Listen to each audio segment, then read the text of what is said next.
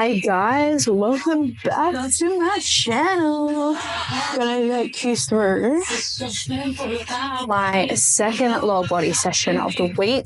I filmed my RDL session last time and showed you guys that. This is technically my second lower body session, but I'm doing this at the start of the week because we are off to Melbourne on Thursday and I want to do my RDL session in Melbourne. So that's been the case this week, so I've just swapped the two around. This is like not as I'd say like physically taxing, unlike my RDL session, just like because the RDL is just absolutely cooked me, but this session's pretty cruisy in the sense of just like exercise selection, but still, you know, pushing the intensity regardless. We've got like calf raises, hip thrusts, dumbbell, B-stance RDLs, hip lunges, and lying leg curls. So the lunges are fucking disgusting, but you know, they're disgusting no matter what you do. So we've got that today. I've actually got 2 weeks left of my build phase. I thought it was 5. But I've actually got 2 more weeks. And my calories got bumped up again because he was like, you know what? My coach was like, if the appetite's there, digestion's all good, let's do one final push. So that's what we're doing. Calories are sitting at like 2,600 at the moment. So I just ate a bagel, I had my oats this morning. We are well and truly fueled for this session. So I'm excited to dive straight into it. This session felt really good last week, like went pretty heavy for most exercises. So we'll be aiming to progress where possible again this week. And we're just going to take you along for the ride for this session. Starting with my calf raises first on the leg press machine. Last week I did 70 kilos, so I'm going to probably go 80 today. I'm just going to do a warm-up set first. So just setting up my feet down the bottom. These actually make me want to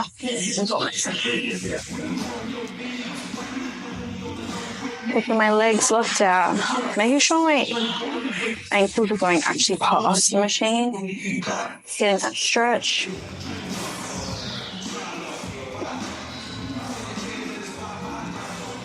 Oh, yuck. Go 80 kilos today, I reckon. So I'll do one more. That was 40. I'll do one more warm-up at 60 and then go 80. So one thing to note when you're using machines, there's so many different variations of each machine. So if you one day do, say, the leg press on here, and then you use a different leg press variation the next week, and you're wondering why things are feeling easier in one week and then harder the next, or vice versa, even though you're lifting the same amount of weight, pay attention to what machine you're actually using, because the machine can alter. Making sure that you are keeping the machine consistent throughout your program is important. I say this after I literally have changed the type of leg press machine I'm using, but as I say, as I do, but you want to keep things as consistent as possible to minimize as many variables as possible. Otherwise, it can really impact what you get out of a program and how much progress you can make in a program as well. So I certainly put tune on. I'm in my Tyler the Creator era again. That was like my biggest hype when I first started in the gym when I was like 17, 16. It got me through some trauma, but it's really good for training. I fucking love it.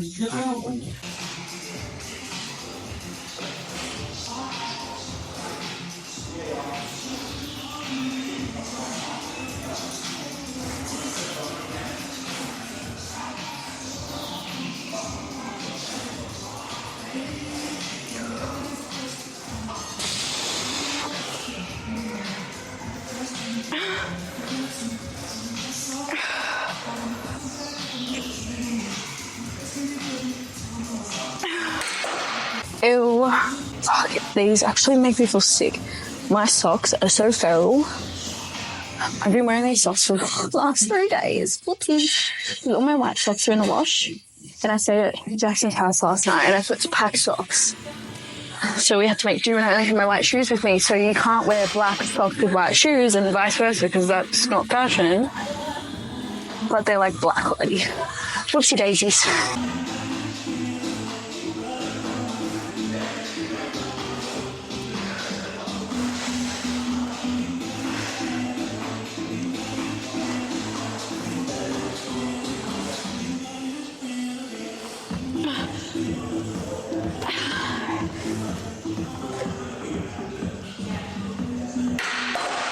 Yuck. I genuinely want to fucking vomit whenever I do calf raises, but that's 3 sets, they're done. I've got to go upstairs to do hip thrusts, which I'm a little bit scared, not gonna lie, because last week I did, I think it was 170, and they felt good, and like honestly they feel great. I feel like I have more in the tank, but I'm so afraid of not being able to re-rack the weight. Like, I see my life flash before my eyes when I re-rack, so we'll see how this fucking pans out. So I'm just doing a couple warm-up sets with my hip thrusts. I just did 80 kilos, then I'm gonna go 120. Then I might do one more warm-up at 160 if some 20 kilo plates become available, and then we'll go from there. I don't know how heavy I'm gonna go today, to be honest, because I actually only did 170 for one set last week. No, I did 175. This is what I will track our weights so you can fucking remember. 170 for my last set. 170 it's going to be for all sets then today. This will be my last warm-up, and then 170 it is.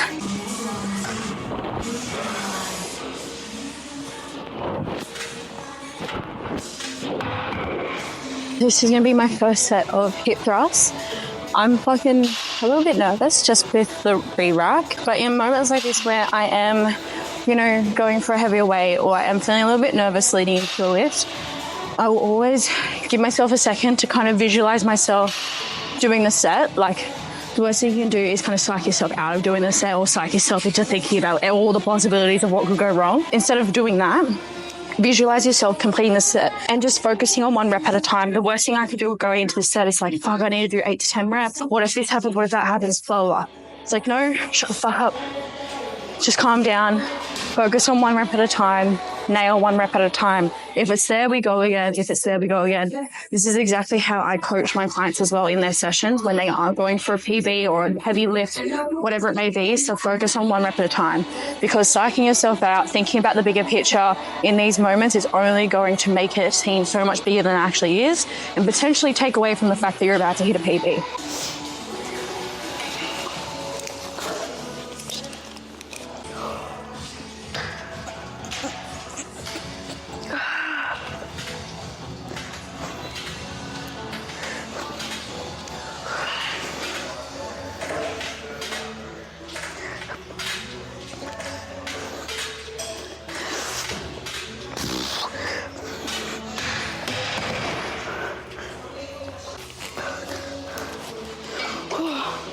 Bruv, that took it out of me, hey. My glutes are on fire. You know when you sit down after doing hip thrusts and like your bum, like, that's what I'm experiencing right now, but I don't want to stand up because I'm tired. I'm literally shaking. I love sipping on my pre-workout while I train. I don't actually drink it for the energy. Sometimes, maybe. But most of the time it's like, that's like my ticket into my session. It's like, cool, you've had the pre-workout, like it's go time. This is like my fucking concentration juice. Like, how coffee's like people's brain juice when they do work. Like, pre-workout is my brain juice for when I train. But I love sipping on it because I hate sipping on water while I train. Like, I don't know, I find it gross, like feeling like my spit and the water combining when I'm training. That's why I used to actually love BCAAs. Like, when I used to be a big like supplement whore, I used to love buying Women's Best BCAAs with like the pre-workout, the fucking protein powder, fat burner pills, the whole nines. BCAAs didn't really do fuck all besides give me flavoured water, and I absolutely loved it about that. But it's not worth the money. IMO. Okay, 2 more sets of that. 170 for 10. I'm pretty fucking stoked with that, I'm not gonna lie.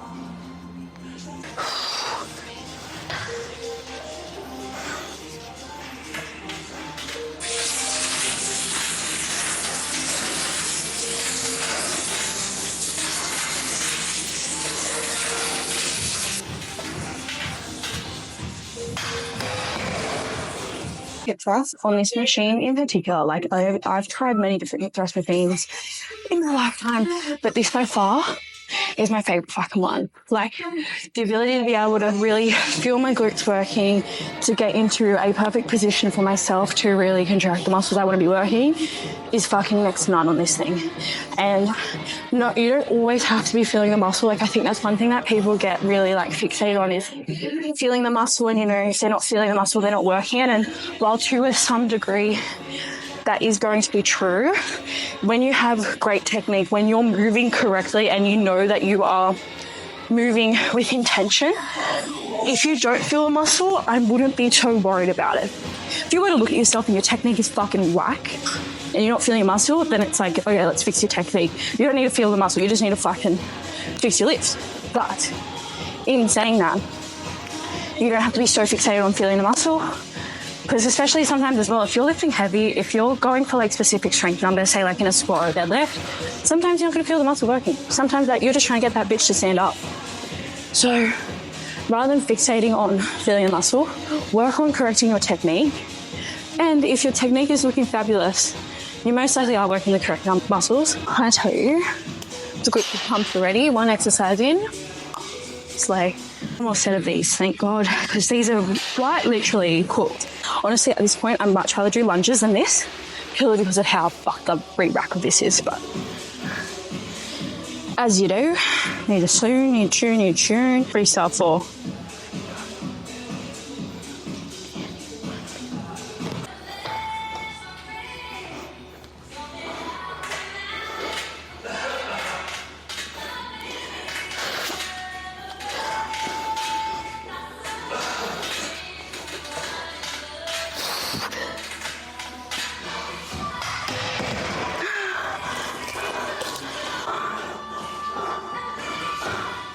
I absolutely love being a strong cunt until I have to put these motherfuckers away. This is the workout in itself, putting on and putting away the 20 kilos.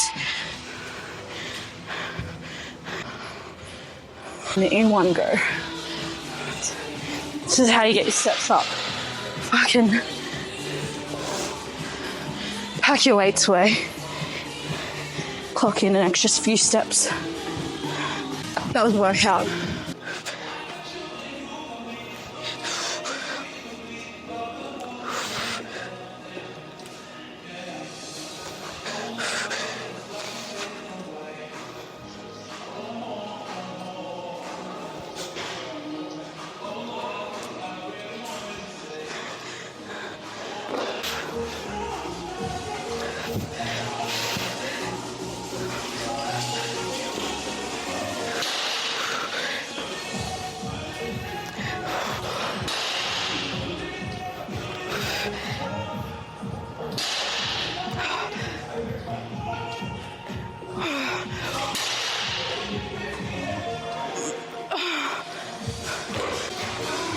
So I just finished single leg B stance, single leg. Some B stance RDLs single-sided, and then you kind of like twist into it to get a little bit more of a stretch through the working sides glute. Now I've got fucking lunges.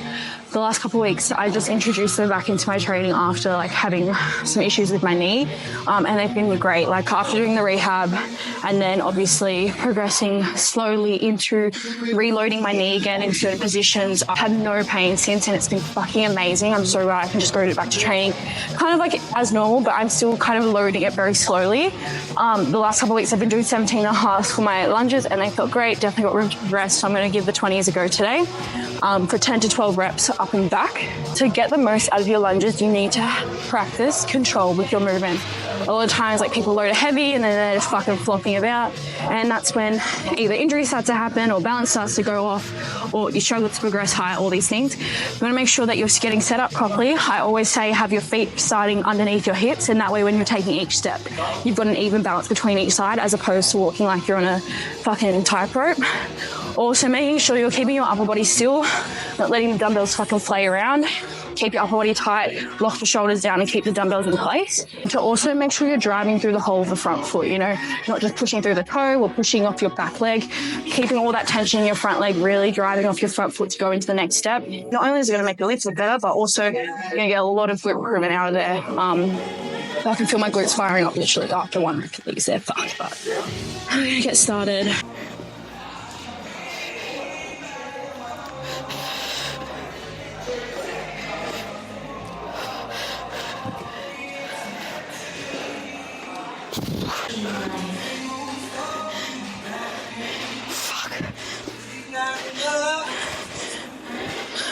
Oh. Fuck my life.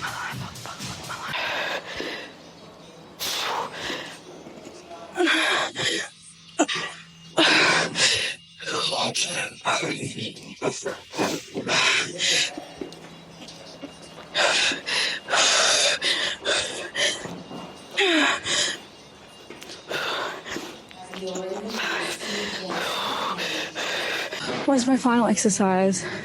Lunges actually fucking ruin me.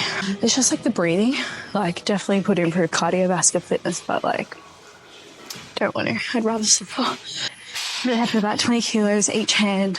Actually felt good, honestly. The worst part was my socks on that floor feels like it's gonna slip. So I'd say that was like the hardest thing to kind of navigate, but everything else felt really good. No knee pain whatsoever. Just feels like my glutes have been teared off the bone. I've got leg curls to finish. Just some sliding leg curls. I don't even know what weight I'm doing. Might do one warm up. I need to go home and eat. I'm starving. Last week I did 39 kilos for 15, 12, 12. You know what? Fuck it. I'm going heavier. Do one warm up.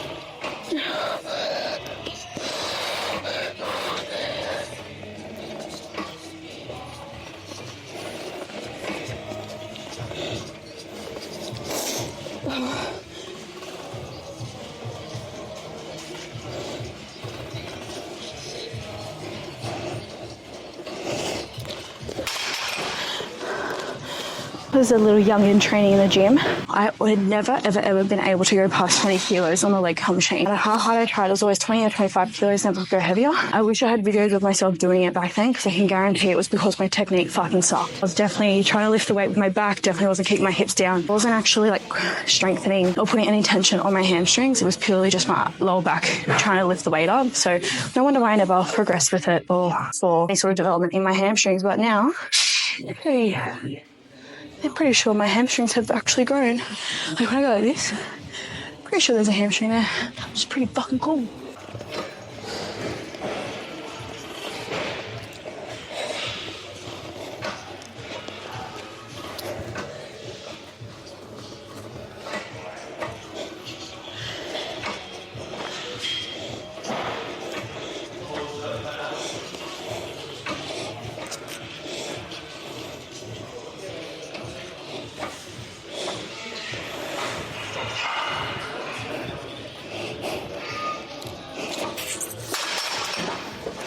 That is me fucking done.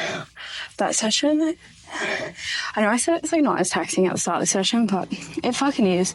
My hamstrings get absolutely cooked on those last few sets. But thanks for joining in on this session. I'm going home to go fucking eat a big bowl of steak and rice and then get about my day for this lovely Tuesday. But I hope you enjoyed this video. Make sure you like, comment, subscribe, and do all the fucking YouTube things. And I will see you in the next one.